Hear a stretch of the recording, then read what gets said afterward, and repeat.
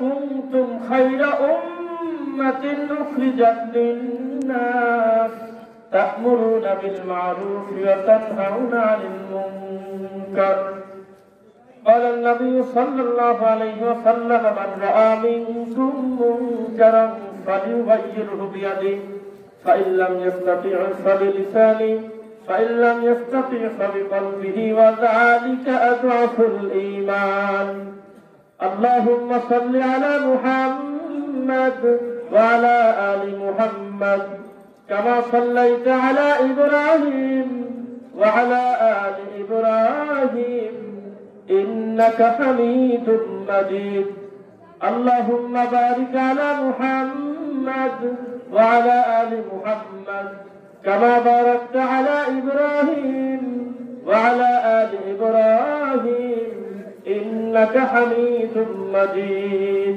الحمد لله সকল প্রশংসা আল্লাহর জন্য, সব জগতের হোক আল্লাহ রাসূলের উপরে। আল্লাহুম্মা সাল্লি আলাইহি আল্লাহুম্মা বারিক আলাইহি। কেমন আছেন সকলে? আপনারা যদি কষ্ট মনে না করেন তাহলে ফাঁকা জায়গাগুলো বন্ধ করে একটু কষ্ট করে সামনের দিকে আমার মনে হয় বলতে ভালো হয়। একটা কথা বলার খুব বেশি প্রয়োজন নেই। আমার মনে হয় আমরা খুব লম্বা সময় আপনাকে কষ্ট দেবো এটা আমরা মাথায় কোনোদিন সময় নেই না। এত বেশি জায়গা সংকীর্ণ নেই যে জায়গা না হলে আপনারা বাইরে দাঁড়ায় থাকবেন মনে হয়, এটা আমার মনে হচ্ছে। আপনারা ভিতরে চলে আসেন। আপনি এই গ্রামের মানুষ, আপনারা এত বেশি বিরক্ত দেখালে আমরা দুইটা কথা বলতে পারবো এটা তো কঠিন। আপনার একাগ্রতা একটু ভালোবাসাটা আমাদের সাথে শেয়ার করলে একটু সুবিধা হয়। পারবেন তো ইনশাআল্লাহ? একটু লিল্লাহি তাকবীর দেই, লিল্লাহি তাকবীর। আলহামদুলিল্লাহ। এই ভাইরা বুঝলাম না বিষয়টা, আপনারা ওইভাবে শো করতেছেন যেন সামনে বসে পড়েন, বসে সুন্দর হয়। একটা কথা আপনি বলার চেষ্টা করবেন না, এটা আপনি নিজেকে নিজে ছোট করতেছেন। কেননা আপনার গ্রামের মাহফিল, আমরা আপনাকে খুব বেশি লম্বা সময় বিরক্ত করবো না। এই কথাটার অর্থ কি বুঝতে পারলেন কিনা?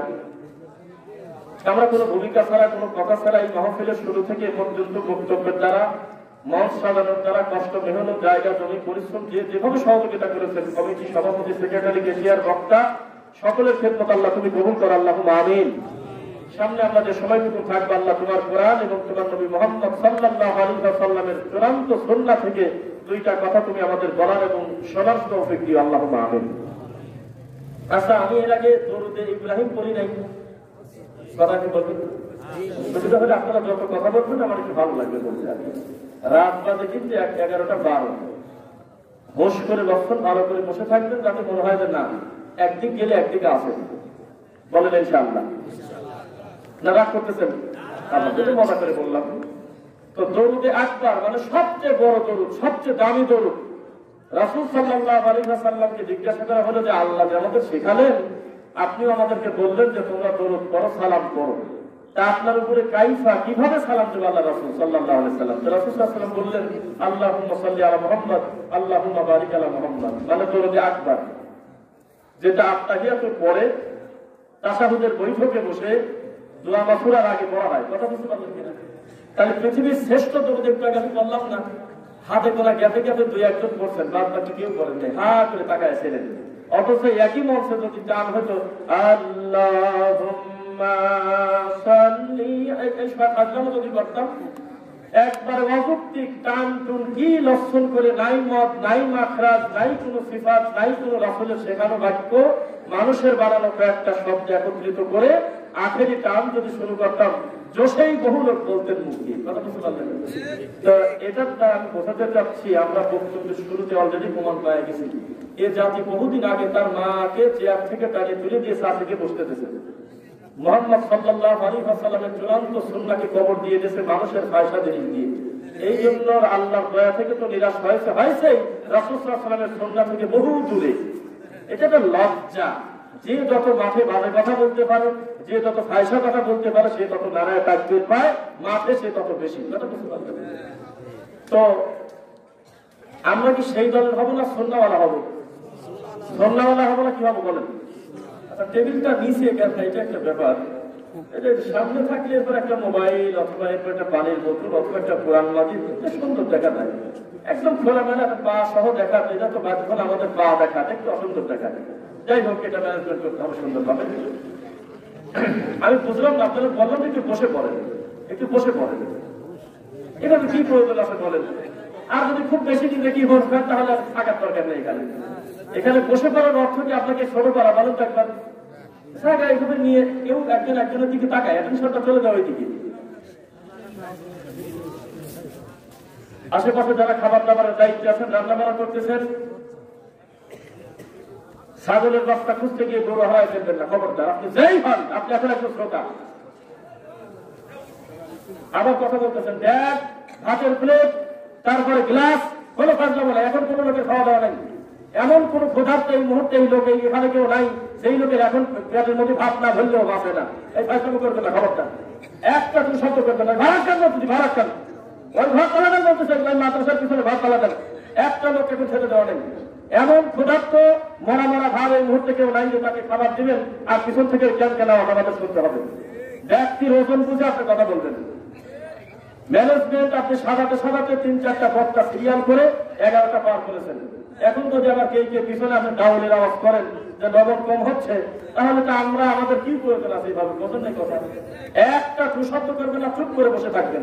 পয়সা কথা বাদ দিয়ে রাসূলের সুন্নাহ প্রচার করতেছি আমরা ঘোষণা দিয়ে, ইনশাআল্লাহ। কথা বোঝেন না মনে হয়? একটা ভাবে কথা বলবেন, একটা দুঃশব্দ করবেন না। এখন যেই লোকটা মেহমানদারি করতেছে, কাজে ব্যস্ত, পয়সা করতেছে, তোমার এখন কোনো মেহমানদারি নেই। প্রধান বক্তা যখন বসে তখন আর কোনো জরুরত নাই। প্রত্যেকটা লোক এখন গাড়ি বসে যাবে শ্রোতা হিসেবে, আর কোনো কাজ তার নেই। আছে কি? একটা শব্দ যেন না হয়। মাদ্রাসার ওস্তাদ, ছাত্র, মুয়াজ্জিন, ইমাম যে যেখানে আছেন নিজ দায়িত্বে বসে যাবেন, ইনশাআল্লাহ। রাসূল সাল্লাল্লাহু আলাইহি ওয়াসাল্লামের চূড়ান্ত সুন্নাহ হয়ে গেছে আমাদের কাছে বোঝা। নাউযুবিল্লাহ, বোঝা হয়ে যায় নাই। মাদ্রাসায় লেখাপড়া করে আরবি গ্রামারের দোহাই দিয়ে 12 বছর ধরে মুফতি হয়ে ইল্লাল্লাহ জিকির বানাচ্ছে যায়। আস্তাগফিরুল্লাহ, আস্তাগফিরুল্লাহ। কত বড় কুলাঙ্গার, কত বড় বেয়াদব, কত বড় অসভ্য হলে আল্লাহর কালেমাকে কাটি ভাগ করা যায়। আস্তাগফিরুল্লাহ। মুহাম্মদ সাল্লাল্লাহু আলাইহি ওয়াসাল্লাম মাখলুক হিসেবে মাটির উপরে শ্রেষ্ঠ মানুষ। তার থেকে শুরু করে তার কোন সাহাবীর এই সাহস হয় নাই কোনদিন আল্লাহর কালেমা কাটি ভাগ করি ইল্লাল্লাহ ইল্লাল্লাহ ইল্লাল্লাহ এই জিকির করব, কারো সাহস হয় নাই। এই টুপিওয়ালা মুফতি সাহস পায়। কত বড় বেয়াদব, কত বড় বেয়াদব।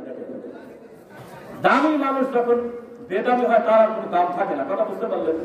সাধারণ চাউলের ভাত যদি আপনারা কি বলেন বাসি হয় বা আনায় যায়, তাই না? সকালবেলা কিন্তু পেঁয়াজ মরিচ তেল দিয়ে ঢেলে খেলে ভালোই লাগে স্বাদ। কিন্তু পোলাও হচ্ছে বেটার চাউল, পোলাও সাধারণ চাউল 2 কেজি বিক্রি করলে 1 কেজি পোলাও হয় না। এই পোলাও চাউল যদি বাসি হয় তো কুত্তাও খায় না। আমরা তো বলতেছি আপনি হলো শ্রেষ্ঠ, আপনার খুব দাম। কুনতুম খায়রা উম্মাতিন উখরিজাত লিন-নাস, আমরা তো বলছি। আমরা তো বলছি যে আল্লাহ 4টা বড় বড় কসম করে বলতেছে, লাকাদ খালাকনাল ইনসানা ফি আহসানি তাকওয়িম। ওই আল্লাহই তো বলতেছে সুম্মা রাদাদনাহু আসফালা সাফিলিন। এই জাতি তার নিজস্ব পরিচয় ভুলে গেছে, যার কারণে তাকে আমি আবার সর্বনিম্ন উল্টা করে ফিরেছি। বোঝা যাচ্ছে না? এই হলো পরিস্থিতি। যাকে বলা হলো যে তুমি অন্ধকার কুসংস্কারাচ্ছন্ন অন্ধকার থেকে মানুষগুলো ধরে ধরে তুমি হেদায়েতের দিকে আনো। সূরা ইব্রাহিম 1-2-3 আলিফ লাম র। কিতাবুন মানে কোরআন মাজিদ বা হেদায়েত, কোরআন হাদিস। আনসালনাহু, যে আমি আল্লাহ নাযিল করেছি, ইলাইকা আপনার উপরে। লি মানে জন্য, তুখরিজা খরাজা বের করা, মিন মানে হতে, যুলুমাত মানে অন্ধকার সমূহ, ইলা মানে দিকে, নূর মানে হেদায়েত, নূর মানে কোরআন, নূর মানে ইসলাম। শেষ। তাহলে কোরআনের উদ্দেশ্যই হলো অন্ধকার, কুসংস্কার, শিরক, বিদআত, কুফর, মানুষের বানানো তাগুত থেকে মানুষদেরকে ফিরে ইসলামের দিকে আনা, তাই না? এটাই তো ইসলামের সৌন্দর্য, যে মানুষকে অন্ধকার থেকে আলোর দিকে নিয়ে আসবে। কথা কি বুঝতে পারলেন কিনা? অন্ধকার মানে রাত 12টার পরে, তাই না? আর আলো মানে হলো সকাল 10টার পরে, নাকি? এটা বলেন। বলা হচ্ছে শিরক, কুফর, বিদআত, মানুষের তৈরি করা যত নীতি, নোংরামি, কুসংস্কার যেটা সে আছে রাসূলের চূড়ান্ত সুন্নাহ, আল্লাহর সঠিক ইসলাম দিন, ওইটা স্বচ্ছতা আনার জন্য কুসংস্কারকে দূর করে সঠিক জিনিসটা মানুষের কাছে দেওয়ার জন্য এত বড় কোরআন আল্লাহ দিয়েছেন। এটাতে হুজুরের হচ্ছে না, এইটা হুজুরের হয় না। হুজুর আবার আল্লাহ সুন্দর কালেমা ভাগ করি কাজী বলতেছে ইল্লাল্লাহ ইল্লাল্লাহ। আপনাদের আছে না এরকম? এরকম নাই? এর সাথে জঘন্য, এর সাথে বেহায়া, এর সাথে নোংরা, এর সাথে বর্বর অসভ্য মুক্তি আল্লাহর এই মাটির উপরে নাই আছে। এত সুন্দর একটা কালেমা, এতই তোমার কাছে বোঝা যে তুমি আল্লাহ কালেমা ভাগ করে দিলেন। অথচ আল্লাহ বলতেছিল তাম্মাত কালিমাতু রাব্বিকা সিদকাও ওয়া আদলা। অবশ্য অবশ্যই আমি আল্লাহর কালেমা ইনসাফ এবং সত্য দ্বারা পূর্ণ করা। তুমি এই কালেমা ভাগ করে দিলে যার ভিতরে একটা সর্বশেষ নাই আছে কি? একটা নোকটা আছে, কথা বলেন, লা ইলাহা ইল্লাল্লাহ, এর ভিতরে একটা ফোঁটা দেখেন তো কেউ আপনাদের বলেন কেউ? এত সুন্দর একটা শব্দ, যা আফ্রিকার জঙ্গলের একটা কালো মুসলিম মানুষ যদি বলে লা ইলাহা ইল্লাল্লাহ, তার জবানে কোনো বাধা নাই, কথা বলতে পারে না। কিন্তু সে যদি বলতে পারে লাল ল হা জিম হা, তাহলে তার একটু মুশকিল আছে। আমেরিকার একটা মানুষের 7 নাম্বার মাখরাজটা উচ্চারণ করা কষ্ট আছে, কিন্তু লা ইলাহা ইল্লাল্লাহ এই শব্দটা মুখ দিয়ে উচ্চারণ করতে পৃথিবীর কোনো ভাষাভাষী মানুষের কষ্ট নেই। এটা আল্লাহর একটা প্ল্যান, সুবহানাল্লাহ। এটা আল্লাহ নিজে চাচ্ছে যে পৃথিবীর শ্রেষ্ঠ বাক্য এত সুন্দরই হোক যা আমার বান্দার উপরে কোন রকম যাতে কোনো কষ্ট না হয়। আল্লাহর কসম, লা ইলাহা ইল্লাল্লাহ চাইতে এত সুন্দর স্বচ্ছ বাক্য আর সুন্দর শব্দই মাটির উপরে নেই। তাই যদি থাকতো, দেখছেন কি প্রয়োজন আছে বলেন এখন এই পিছনে কথাবার্তা, এই প্লেটের এই সব। আমি একটা লোকও গেল এখান থেকে গিয়ে এই সমস্ত ছেলে ফেলে এখন আসতে, মানে আমি বুঝি এখন প্লেট কাটে খাওয়াচ্ছে, তাহলে ম্যানেজার দিয়ে কি করবে? কথা বলে না।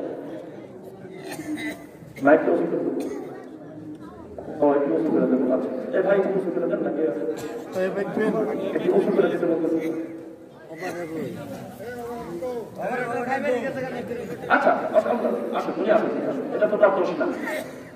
তো যে কথা বলতেছিলাম, লা ইলাহা ইল্লাল্লাহ তার পাওয়ার কত? মান ক্বালা লা ইলাহা ইল্লাল্লাহ ফাদাখালাল জান্নাহ, কথা বোঝা যাচ্ছে? লাকিনু মাউতাকুম লা ইলাহা ইল্লাল্লাহ ফাদাখালাল জান্নাহ। যেই মানুষ মুমূর্ষ অবস্থায় আছে, কখন জানি আল্লাহ তাকে দুনিয়া থেকে নিয়ে যায়, এই মানুষটার নসিব যদি মানে কবরে ঢোকার আগে একবার শেষবার হয় লা ইলাহা ইল্লাল্লাহ আখিরু কালাম, তাহলে সে লোকটা জান্নাতে যাবে। এই শব্দটা যেই মুফতি, যেই পীর, যেই মৌলবী সার্টিফিকেট দিয়ে ভাগ কত কি মানুষ, আল্লাহর কালেমার কাছে ভারী ভারী কি মানুষ। আর এই প্রতারক মুফতি আমাদের পর ফতোয়া দেয়, আমরা নাকি বলছি লা ইলাহা ইল্লাল্লাহ হলো শিরকি বাক্য, নাউযুবিল্লাহ। একবারও মুখ দিয়ে বলে না যে আমার আপনার রব বলছে, প্রমাণ দেয় না, খালি কে জানে সেক্ষেত্রে ফাজলামো করে বেড়াচ্ছে। আমরা বলো লা ইলাহা ইল্লাল্লাহ সবচেয়ে বেশি পক্ষে, সবচেয়ে বেশি পক্ষে, সবচেয়ে বেশি পক্ষে, ঠিক কিনা? আমরা তো তাই না, কেননা লা ইলাহা ইল্লাল্লাহ যা ঠিক নাই তার ইমানটা আমরা শিরক যুক্ত, আর লা ইলাহা ইল্লাল্লাহ যা প্রতিষ্ঠিত হয়ে গেছে ও লোকটা অলরেডি শিরক মুক্ত, আলহামদুলিল্লাহ।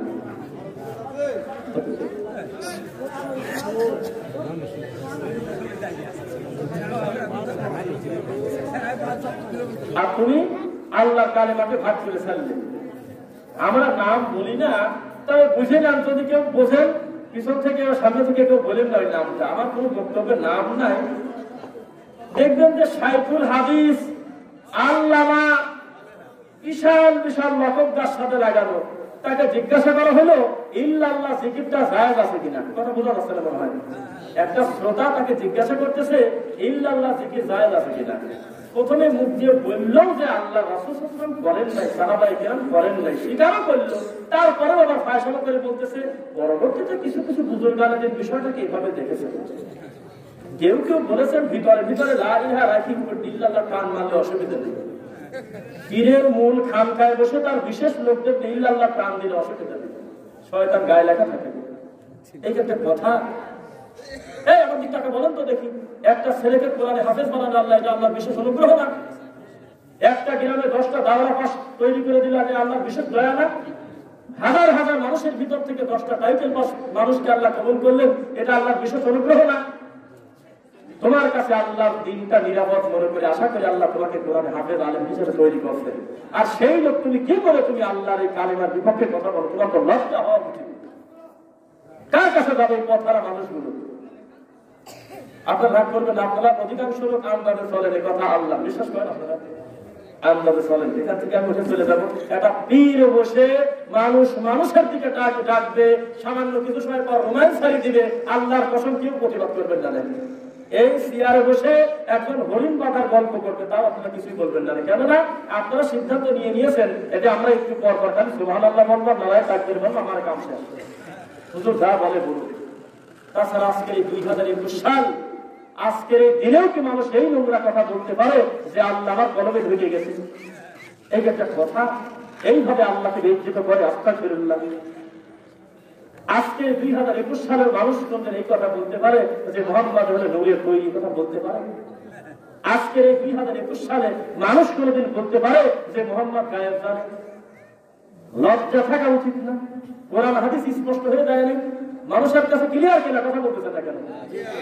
এই কোরআনগঞ্জ নাকি এই গ্রামবাসী, কোরআনগঞ্জ এই গ্রামবাসী, এরা যদি আল্লাহকে গিয়ে বলে যে আল্লাহ আমরা এই অত্যন্ত গ্রাম অঞ্চলে ছিলাম, আমরা তো এত দিন ধর্ম জানি না, তাহলে আপনি এই কথা বলতে পারবেন না আল্লাহকে?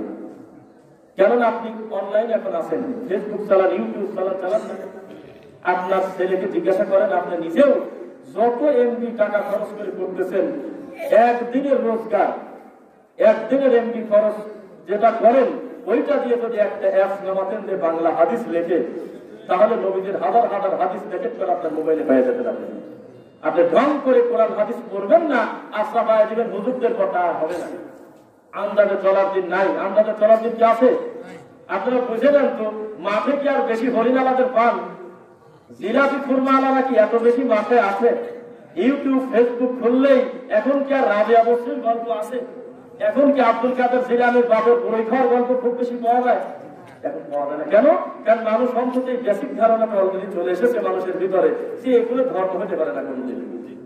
জানি না ঘটনা সত্য কিনা, সরকারের কাছে মন্ত্রণালয়ে একটা চিঠি গেছে, যুবকরা কথা বলতে যারা জানেন, যে ধর্মের নামে কল্প কাহিনী, অবাস্তব হাস্যকর আর উদ্ভট বাজে গল্প দিয়ে আর দিন ধর্ম চালানো যাবে না, কোরআন হাদিসের রেফারেন্স দিয়ে মাঠে বক্তব্য দিতে হবে, এইরকম একটা মন্ত্রণালয় কিন্তু একটা চিঠি গেছে।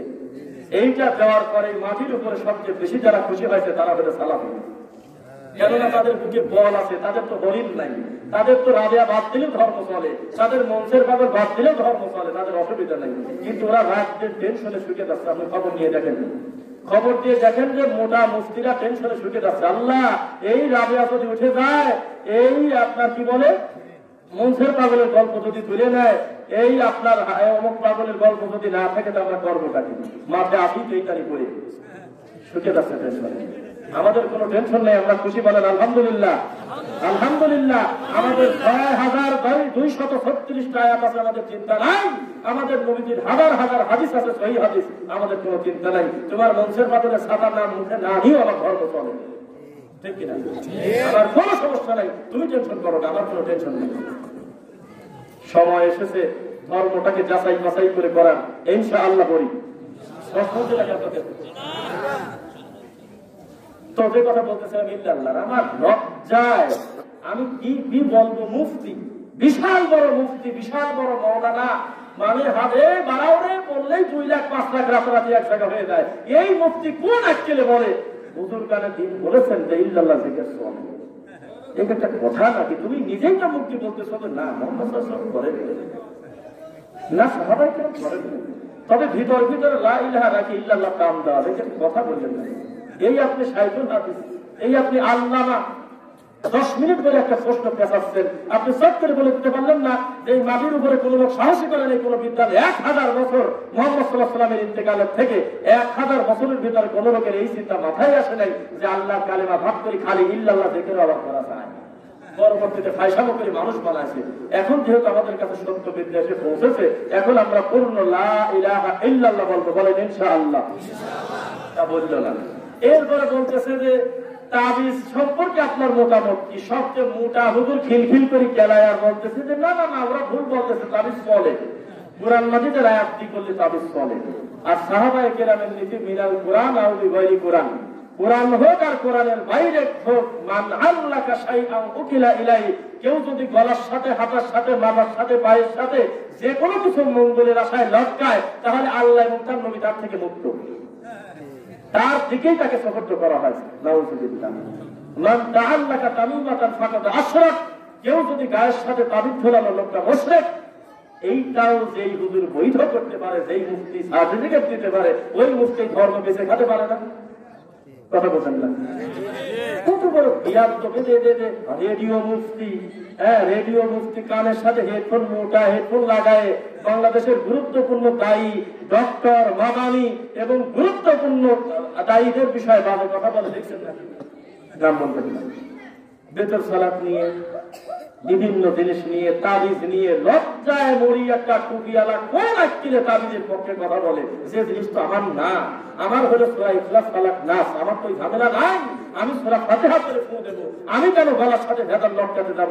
ছেলেটার অপরাধ নেই, একটা নিষ্পাপ ছেলেকে কোরআন মাজিদের এক কাটি প্যাকেট করি, আমি কোন আক্কিলে গলায় দেবো? বলে যে কোন ধরনের নীতি? এই মুফতি হুজুর এটা টিকা রাখছে, কথা বলতেন নাকি?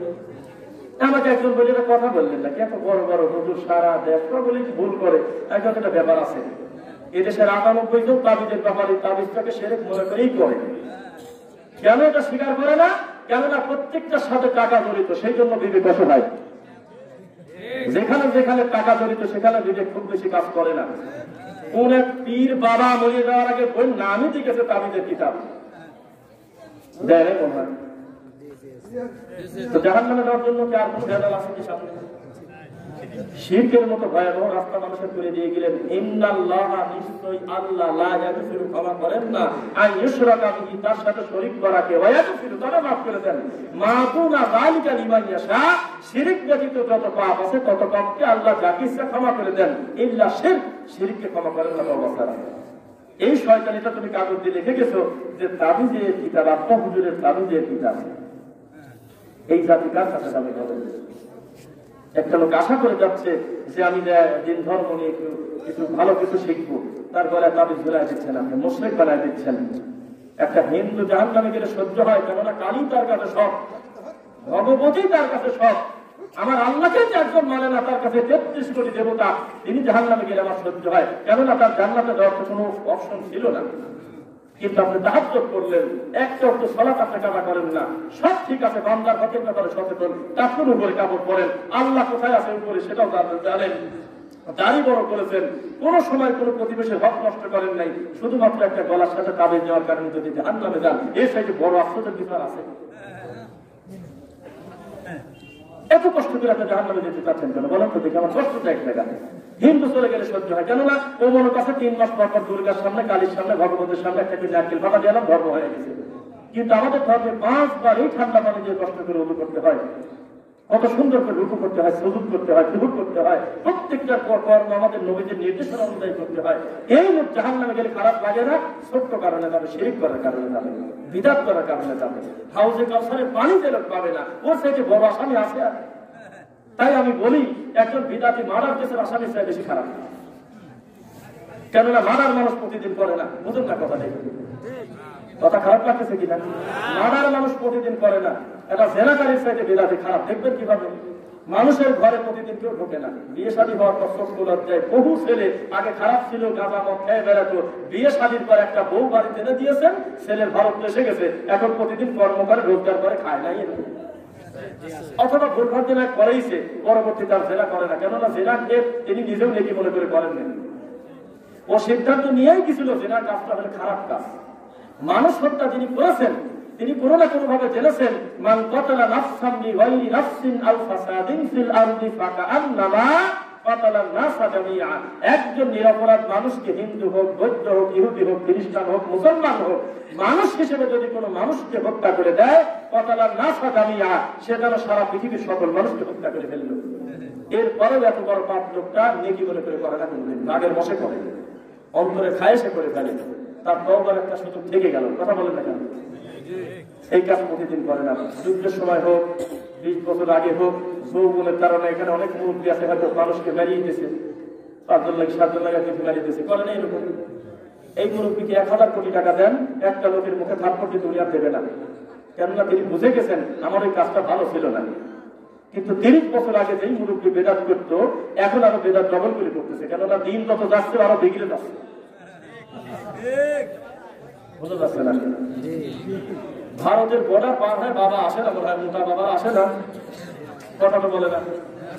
তা আমি টাঙ্গাইল একটা মাহফিলে গেছিলাম, তো আমার কাছে যে কয়টা প্রশ্ন আসলে তার বেশিরভাগ প্রশ্ন নবী নুন না মাটি, মিলাদ দ্বারা পাবো না বসে পড়বো, নবী গায়েব জানে কি জানে না, কবরের পাশে মোটা পুকুর হাজিয়ে গেলে 40 জন কবরের আঘাত মাফ হয় কিনা বলে দেন, সব প্রশ্ন। তা আমি বললাম যে একটা কথা বলি, যেই প্রশ্ন আমার কাছে আপনারা করলেন, একটা প্রশ্নের উত্তরের সাথে বান্দার আমলিয়াত কোনো সম্পর্ক নাই। কথা বুঝে গেল না? মনে হয় মুহাম্মদ সাল্লাল্লাহু আলাইহি ওয়াসাল্লাম যদি নূরের তৈরি হতো, তাহলে আমাদের উপরে 30 ওয়াক্ত নামাজ কমে যেত, তাই মনে করেন আপনি? মুহাম্মদ সাল্লাল্লাহু আলাইহি ওয়াসাল্লাম যদি মাটির তৈরি আমি প্রমাণ করতে পারি, তাহলে আমার ইবাদত একটু বাড়িয়ে গেল বা কমে গেল, এমন কোনো ব্যাপার আছে? যেইগুলো আমলিয়াত কোনো সম্পর্ক নাই, মানুষের জীবন ঘনিষ্ঠ কিছু ব্যাপার না, এইগুলো নিয়ে আপনারা প্রশ্ন করতেছেন, এর জন্য দায়ী হলে এই বর্ডার পার হওয়া মোটা হুজুররা। বললাম দেখবেন কিভাবে, বললাম যে আপনার রাগ করবেন না, আমার গোটা বক্তব্য ভিডিও হচ্ছে, এই টাঙ্গাইলবাসীর কাছে আমি চ্যালেঞ্জ করে গেলাম, আমার এই কথাটা আগে বাবার বলবেন না, তাহলে বাবা আগে ঠিক করে রাখবেন।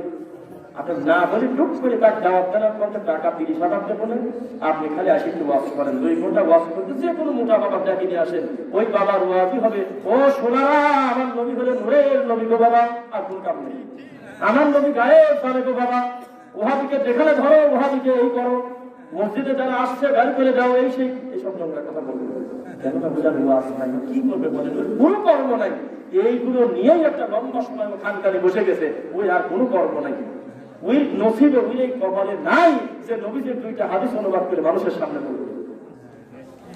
ওই মুখ দিয়ে এরকম একটা হাদিস আপনি কোনোদিন পাবেন না যে রাসূল সাল্লাল্লাহু আলাইহি ওয়াসাল্লাম বলেছেন, বাল্লিগু আন্নী ওয়ালাউ আয়া ওয়া হাদিসু আন বানি ইসরাঈল ওয়ালা হারাজ ওয়া মান কাযাবা আলাইয়া মুতাআম্মিদান ফালিয়াতাবাওয়া মাকাদাহু মিনান নার। আল্লাহর এই মাটির উপরে কোন পীর যদি জীবনে মুখ দিয়ে এই আয়াত বলে থাকে, আমি জানি না করছে কিনা কোনোদিন, যদি আপনারা কেউ প্রমাণ দিতে পারেন আমাকে দেখান যে কোন পীর মাহফিলে এসে বলতেছে রাসূল সাল্লাল্লাহু আলাইহি ওয়াসাল্লামের উপরে যদি কেউ মিথ্যা প্রতিপন্ন করে, কোন কথা তার দিকে ধাবিত করে দেয় যেই কথা রাসূল বলেন নাই, তাহলে তার থাকার জায়গা জাহান্নাম। শুধু অনুবাদটাই করছে, কোনোদিন দেখান তো দেখি, কয় না কয় না কি করছে, কয়েছে যে কবরের প্রশ্ন প্রশ্ন প্রশ্ন, বিশ্বাস করেন প্রশ্ন, আমি বললাম আমার কাছে প্রশ্ন দিয়েছে, কে করবেন, একজন প্রশ্ন দিয়েছেন যে মোহাম্মদ রাসূল সাল্লাল্লাহু আলাইহি ওয়াসাল্লাম বলেছেন কোন আল্লাহর ওলি যদি কবরের পাশ দিয়ে হেঁটে যান তাহলে 40 দিন ওই কবরের আযাব আল্লাহ মাফ করে দেন। এটা শোনেন নাই মনে হয়? আরে আমি প্রথম বললাম না, শুনছেন? তখন আমি বললাম যে ফতোয়া পড়ে দে, একটা কাজ করে দেন, যেই হুজুর কবরের কাছ দিয়ে খালি হাঁটি গেলে 40 দিন কবরের আযাব মাফ হয়, ওই হুজুরের কবরে একটা গাছের সাথে বাঁধিয়ে রাখেন, মাঝে মধ্যে পেটে একটু খাবার দেন, স্যালাইন ট্যালাইন দেন, যদি হাঁটি চলে গেলে 40 দিন আযাব মাফ থাকে, তাহলে পুরা একদিন থাকে, আরো কাম কত ভালো আছে। আর না তো কবরের সাথে বাড়ি করে দেন, ভালোটা ফিরবে দিয়ে দেন, এইটি যখন মরা মরা হয় ওই একটা হুজুর টানিয়ে নিয়ে আসে বসা দেন, এইটা আবার এটা কথা বলতেন। পৃথিবীর শ্রেষ্ঠ মানুষ মুহাম্মদ সাল্লাল্লাহু আলাইহি ওয়াসাল্লাম কবরের পাশ দিয়ে হেঁটে যাচ্ছিল, একটা এক্সেপশনাল, 2টা এক্সেপশনাল ঘটনা ছাড়া কোনো দিন এমন কোনো ঘটনা ঘটেন নাই যে নবী হাঁটি গেছে জন্য মাফ হয়ে গেছে, আপনার ঠাকুর হাঁটি দিলে মাফ হয়ে কথা বলতেন। এরপরে বলতেছে যে মিলাদ কি তারা করবো না বসে পড়বো, আমি রাগ করবেন না, এই সমস্ত শয়তানদের জন্য আমাদের দেশীয় আলেম অবগঠিত, আমাদের দেশীয় আলেম উন্নত মানের চেয়ার পায় না, মান পায় না, কেননা বর্ডার পার হলেই বাবা, উনি যে মোটা হুজুর, এই হুজুরের প্রধান ছাড়া তো দেওয়া যাচ্ছে না, কেন দাগ চলে যাবেন সিলসিলায় অমুক বাবা, এই বাবা, এই লোকে কি সে প্রথমে দেওয়া যায় নাকি? মোটা হুজুর সবচেয়ে বড়, ইয়েতে ওনার বাথরুম আলাদা, ওনার গোসলখানা আলাদা, ওনার বসার জায়গা আলাদা, ওনার চেয়ার আলাদা, সব আলাদা, দেশীয় আলেম অবগঠিত। এই জন্য বলি দেশীয় আলেমদের পাওসাটা বাদ দেন, পাওসাটা বাদ দেন, আপনি নিজে কোরআন পড়েন, অপরকে কোরআন শেখান, এই ব্যাপারে মুহাম্মদ সাল্লাল্লাহু আলাইহি ওয়াসাল্লাম আপনাকে সার্টিফিকেট দিচ্ছেন যে আপনি হলেন উত্তম মানুষ। সুবহানাল্লাহ। আর এই উত্তম মানুষ একটা আলেম হয়ে টুপি মাথায় দিয়ে মানুষের কাছে মুরিদ হয়ে পড়ে রয়েছে, এর থেকে বেহায়াপনা নোংরামি আপনাকে বলা হলো যে আপনি করলেন তাই। এই জাতি আপনার দিকে তাকায় আছে কোরআনগঞ্জবাসী, যে আপনার থেকে আল্লাহ দিনের সঠিক বুঝ নিয়ে ছেলেদেরকে সঠিক দিন শেখাবে, আপনি টাইম চলে গেছেন আব্বা হুজুরের দরবারে, বছরের পর বছর করে আছেন যে বাবা যদি কোনোদিন একটা খেলাফত দিয়ে যায়, একটা কাম আছে, কি বলে দিয়ে যায় এগুলো বুঝি না, কি বলে কাক দেয়, মরার পর মারামারিও লাগে, ওকে আমার দিয়ে গেছে, ওকে আমার দিয়ে গেছে, কি দেয় আমি জেনে বুঝি না, কি এটা কি দেওয়ার জিনিস?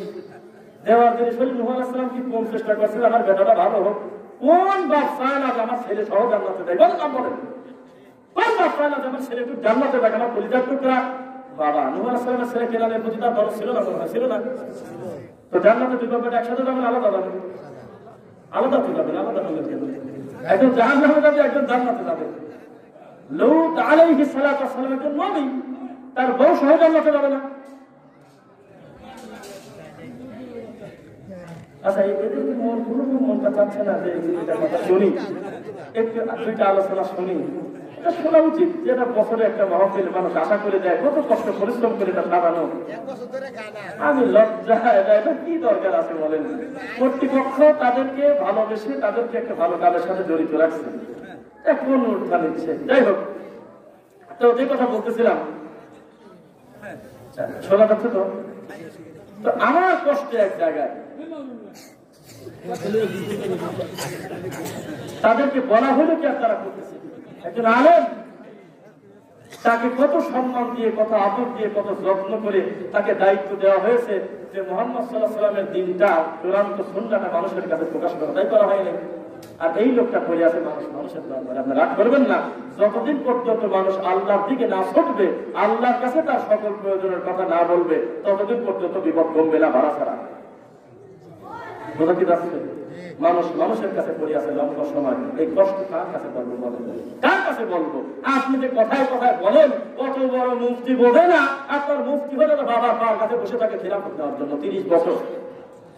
কখন শয়তান দিন প্রচার করবে? কষ্ট লাগে না আপনার? আমাদের দিনটা কি এত অবহেলিত? আদম আলাইহিস সালামের শরীয়ত যেমন ছিল, ইব্রাহিম আলাইহিস সালামের শরীয়ত হুবহু একই রকম, তাই না? না কম বেশ হয়েছিল? বহু হালাল হারাম, বহু জায়েজ না জায়েজ, শরীয়ত অনেক কিছু এক নবীরটা অন্য নবীর সময় দেরি করে নেই। বোঝা কি যাচ্ছে? ঈসা আলাইহিস সালামের শরীয়ত কি পূর্ণ আমাদের মুহাম্মদ সাল্লাল্লাহু আলাইহি ওয়াসাল্লামের সময় থেকেছে, না কোরআন আসার পরে রহিত হয়ে গেছে? কথাটা বুঝেন না? কোরআন আসার পরে আলটিমেট প্যাকেজ আমরা কোরআনটাকে দিন মনে করবো না, আগের গুলির উপরে শুধু বিশ্বাস রাখবো, কিন্তু আমল করবো কোরআনের উপরে। বোঝা যাচ্ছে? তো আমি বোঝাতে চাচ্ছি মুহাম্মদ সাল্লাল্লাহু আলাইহি ওয়াসাল্লামের মুখ দিয়েই তো আল্লাহ বলেছেন, আল ইয়াউমা আকমালতু লাকুম দীনাকুম, আমি আজকে তোমাদের জন্য দিনটা পরিপূর্ণ করে দিলাম। এই কথার দ্বারা আপনি বোঝেন না যে কিয়ামত পর্যন্ত আমাদের এই স্বচ্ছ ধর্মে সরিষা দেওয়ার জায়গা নাই, একটা সরিষা বের করার জায়গা নেই, দিনটা কমপ্লিট হয়েই আছে। এর চাইতে সহজ, এর চাইতে আনন্দের কোন জিনিস আছে যে আমাদের শরীয়তে কোনো পরিবর্তন হবে না, শুধু আমরা আগেরটাই মিলে যাবো। সুবহানাল্লাহ, কত সুন্দর দিন পাইছি, এই দিনটাকে বিকৃত করে ছাড়ছি আমরা মানুষের মতামতের কাছে। আল্লাহু আকবার, আল্লাহ আমাদের হেফাজত করে, আল্লাহুম্মা আমিন। তো জাতি একজন আলেমের কাছে, একজন মাওলানার কাছে বড় আশা করে থাকে না। একজন হুজুরের কাছে আপনি গিয়েছেন যে হুজুর ছেলের আকিকা দেওয়া নাই, আমাকে সামর্থ্য দিয়েছে, আল্লাহ কুরবানি করবো, কি করবো? তো হুজুর বলে যে একটা গরু কিনে একবার সাতটা মারি দাও গা। ও তো হুজুর কথা কয় না দেখি, হুজুর আমি শুনলাম 7 দিনে বলে আকিকা দেওয়া উত্তম ভালো বলে, আপনি কি বলেন? জোর তুমি খালি করো, তোমার সবসময় এখনই কি করা যায়? ঠান্ডা মাথায় লোকজন নিয়ে কুরবানির সাথে দেওয়া যায়, চাপ নিও না, হাতের অবস্থা তোমার ভালো না, তুমি একবারে কুরবানির সময় দিয়ে দেয়। তো ও তো মুফতি, কোন বুদ্ধি দিচ্ছে দেখেন, কোন বুদ্ধিটা দিচ্ছে তাকে? আপনি বললেন যে আমি হাদিসে দেখলাম মুহাম্মদ সাল্লাল্লাহু আলাইহি ওয়াসাল্লাম বলতেছে বিসমিল্লাহ বলে ওযু শুরু করো, ওযু যখন শেষ হয় হাতে একটু পানি নিয়ে বিসমিল্লাহ বলে লজ্জাস্থান বরাবর একটু পানি ছিটে দিয়ে আশহাদু আল্লা ইলাহা ইল্লাল্লাহ ওয়াহদাহু লা শারীকা লাহু ওয়া আশহাদু আন্না মুহাম্মাদান আবদুহু ওয়া রাসূলুহু আল্লাহুম্মা জাআলনি মিনাত তাওয়াবিন ওয়া জাআলনি মিনাল মুতাতাহহিরিন বলে যদি কেউ ওযু খানার থেকে উঠে মসজিদে ঢোকে, তাহলে জান্নাতের 8টা দরজা লোকটার জন্য খুলে গেছে। এখানে মুফতির মুখের দিক টাকা দেখবে যে মুফতির মুখ কালাল ঝকঝক করতেছে, রাগি ছায়া। বাবা ইন্টারনেট মুফতি বেশি বুঝা হুজুর, 2 কলম করে দেখছো, কোনদিন 40 কলম আগে হাঁটো, তার কিসের সাথে লজ্জা কোথায় রাখি? দেখলাম যে একসাথে ওযু করতেছি, তাহলে আমার ওযুটা হয়ে গেছে, আমি চলে আসতেছি, উনি ওযু করতেছে, মেশাক করতেছে, মেশাক। তাহলে অন্তত 4 রাকাত যদি নাও পায়, 3 রাকাত আসার সালাত পাওয়ার কথা না? যেই লোকটা আমি আর সে একসাথে, দুঃখে ভুল হয়েছে কথা, আমি আর সে একসাথে পেশাব করতে ঢুকলাম পেশাবখানায়, আমি পেশাব করে পানি খরচ করে ওযু করে আল্লাহর ঘরে ঢুকে 4 রাকাত পাইলাম, তাহলে ওর একামত গেল, 1 রাকাত নয় গেল, 3 রাকাত পাওয়ার কথা না অন্তত। এখন দেখি ডানে বামে সালাম ফিরায় ও কেমন নিয়োগ করতেছে, কেন? মাঝখানে যত খপ করে কাছে 40 কদম হাঁটেছে, অথচ ওর বোঝা কমানোর জন্য পৃথিবীর শ্রেষ্ঠ মানুষের উপরে মুহাম্মদ সাল্লাল্লাহু আলাইহি ওয়াসাল্লামের উপরে আল্লাহ 1450 বছর আগে বলেছে আপনার উম্মতের উপরে কোনো ভেজাল নাই। শয়তান যাতে ধোঁকা না দেয়, ওদের পরে একটু পানি এভাবে ছিটে যেন নেয়, আর কোনো মুশকিল নাই।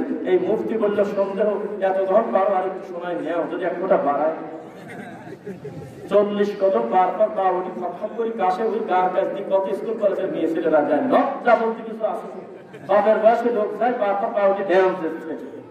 কেউ কেউ আবার ছোট ছেলেরা কিন্তু মসজিদের সামনে থেকে ভিডিও করে ফেসবুকেও দেয়, প্রমাণও কিন্তু দেওয়া যায়। যারা বলে হাঁটু বাড়ায় না সেটা, এখন আমার সামনে ধরন তো দেখি স্বাভাবিক ধরে থাকলে হয়তো বের হয় না সাইড থেকে, কিন্তু একটু হেঁটে দেখেন তো অবশ্যই একটু একটু হাঁটু বের হয়ে যায়, দেখা যায়।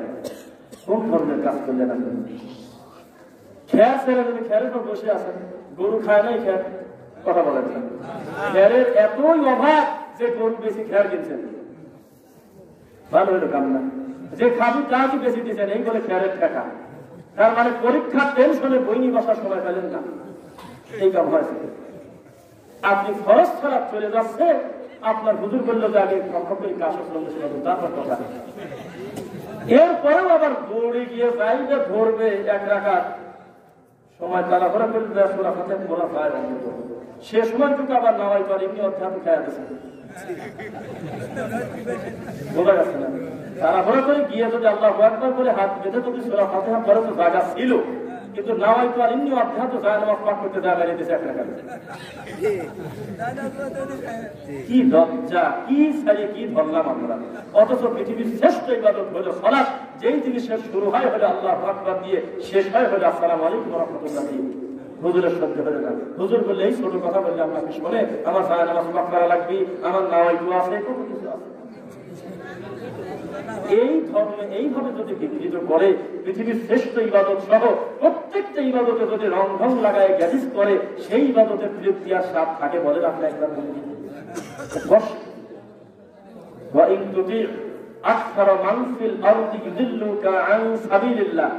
পৃথিবীর শ্রেষ্ঠ মানুষ মুহাম্মদ সাল্লাল্লাহু আলাইহি ওয়াসাল্লাম বলেন না, কথা বলেন না কেন? এই রাসূল সাল্লাল্লাহু আলাইহি ওয়াসাল্লামকে আল্লাহ সুবহানাহু ওয়া তাআলা বলতেছে, মুহাম্মদ সাল্লাল্লাহু আলাইহি ওয়াসাল্লাম আপনার ডাকে সব মানুষ সারা দিয়ে রাতারাতি একমত হয়ে যাবে, বা সকলকে আপনি একবারে এক প্যাকেটে দিনের ভিতরে নিয়ে আসবেন, সেই দিন প্রমাণ হবে যে আপনি জিতে গেছেন। তা কিন্তু না, হিদায়াত আসল থেকে ইন্নাকা লা তাহদি মান আহবাবতা ওয়ালাকিন্নাল্লাহা ইয়াহদি মান ইয়াশা।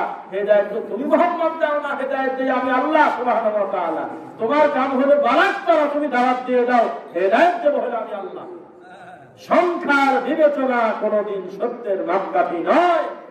আমরা স্বীকার করতেছি দেশের যত সালাফি মানহাজের লোক আছে সব যদি এক জায়গায় হয়, এই মোটা হুজুর করে 10 ভাগে 1 ভাগ আমরা হবো না, আমরা স্বীকার করলাম।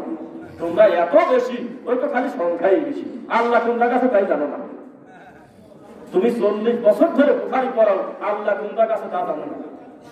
অথচ মুহাম্মদ সাল্লাল্লাহু আলাইহি ওয়াসাল্লাম একটা মেয়েকে, কাজের মেয়েকে, একটা দাসীকে, ছোট বাচ্চাকে জিজ্ঞাসা করেছিল যে আইন আল্লাহ, বলো তো আল্লাহ কোথায়? বাচ্চাটা বলল যে আলাস সামা, আকাশে অসপ্ত আর রহমান আলাল আরশিস তাওয়া। এই কথা বলার পর আপনি খেয়াল করে শুনবেন তো, মুহাম্মদ সাল্লাল্লাহু আলাইহি ওয়াসাল্লাম কেন আপনি চিন্তা প্রশ্ন করলেন আমাকে বলেন, কেন বললো না যে এটা মনে হয় কারোর কাছ থেকে শিখে নিয়েছে, এটা কি রকম ব্যাপার? কেন মুহাম্মদ সাল্লাল্লাহু আলাইহি ওয়াসাল্লাম বলার সাথে সাথে মুখ দিয়ে বললেন ওকে আযাদ করে দাও, ও মুমিনা, ও মুমিনা। সুবহানাল্লাহ। আর এই প্রশ্ন করা যাবে না বলে মুফতির এরিয়ায় বসে বসে জায়গা জায়গায় বলে যে এরা হলো ফিতনাবাজ, এরা আল্লাহ কোন জায়গা আছে এই সবটা খোঁজে, এরা কুফরি করতেছে, আল্লাহ সম্পর্কে কিছু জিজ্ঞাসা করা যাবে না। কথা বললেন তাই মুহাম্মদ সাল্লাল্লাহু আলাইহি ওয়াসাল্লাম তোমার দৃষ্টিতে অপরাধী, নাউযুবিল্লাহ। খারাপ লাগছে না? এইভাবে আমাদের দিনটা একটা লম্বা সময় বিকৃত করেছে। আরে লজ্জা! কুল লা ইয়ালামু মান ফিস সামাওয়াতি ওয়াল আরদিল গায়বা ইল্লাল্লাহ। মুহাম্মদ সাল্লাল্লাহু আলাইহি ওয়াসাল্লাম তোমার মুখ একটু ক্লিয়ার করে বলে দাও, কি আছে আমি আল্লাহ ছাড়া আসমান আর জমিনের মাঝে কি আছে গায়েব জানেন? এর সেইটি খোলাসা কোনো কথা আপনার জানেন বলুন তো দেখি। আমার শব্দ শোনেন, কুল আপনি বলে দেন লা ইয়ালাম, কেউ জানে না, মান ফিস সামাওয়াতি ওয়াল আরদি, আসমান আর জমিনে, ইল্লাল্লাহ ওয়াইবা ইল্লাল্লাহ, গায়েবের খবর জানি একমাত্র আমি আল্লাহ। এটা খোলাসা কথা নাকি অস্পষ্ট আছে? এত বড় একটা ক্লিয়ার কথা, তাও আপনার হুজুর কয় যে মুহাম্মদ সাল্লাল্লাহু আলাইহি ওয়াসাল্লাম গায়েব জানে। আস্তাগফিরুল্লাহ। মাখলুককে খালেক বানায় সাথে। দেখেন আব্দুল কাদের জিলানী রাহিমাহুল্লাহ, তার সম্পর্কে আমাদের সুধারণা, বিশ্বাস করেন সুধারণা, তিনি আপনার মতো নোংরা নীতি নিয়ে চলতেন না। আমরা তাকে শ্রদ্ধা করি। আল্লাহ তার সকল নেক কর্মকে কবুল করো, আল্লাহুম্মা আমিন। এই লোকটা ভালো মানুষ ছিলেন, আমাদের একটা সুধারণা, ঠিক কিনা? তো তাকে বেশি ভালোবাসতে যায়। কেউ কেউ বলতেছে তার বাপ এমন জিনিস ছিল যে বড়ই খাওয়ার জন্য 12 বছর কামলা কাটতেছে। আব্দুল কাদের জিলানী এত ভালো, মায়ের পেট থেকে 18 পারা নিয়ে পেটে খায় বার হয়। কত নোংরা কথা লোকটার নামে লাগায় লাগায় লাগায় লাগায় শেষ পর্যন্ত আপনি বোঝাতে চাচ্ছেন উনি সাধারণ কেউ না, উনি বলে আল্লাহ। কেননা যেই সব জিনিস, যেই সব আকীদা তারপর ঠেলে দিচ্ছেন, এটা তো আল্লাহর হক গায়েব জানা, এটা আপনি মানুষের দিকে ঠেলে দিচ্ছেন। তো সুতরাং আমরা একটা লম্বা সময় মনে করছি যে ভালো সে হলে আল্লাহ, যে ভালো না সে হলে ইবলিস। কথা কি বুঝতেছেন? মাঝামাঝি কাউকে রাখি নাই আমরা।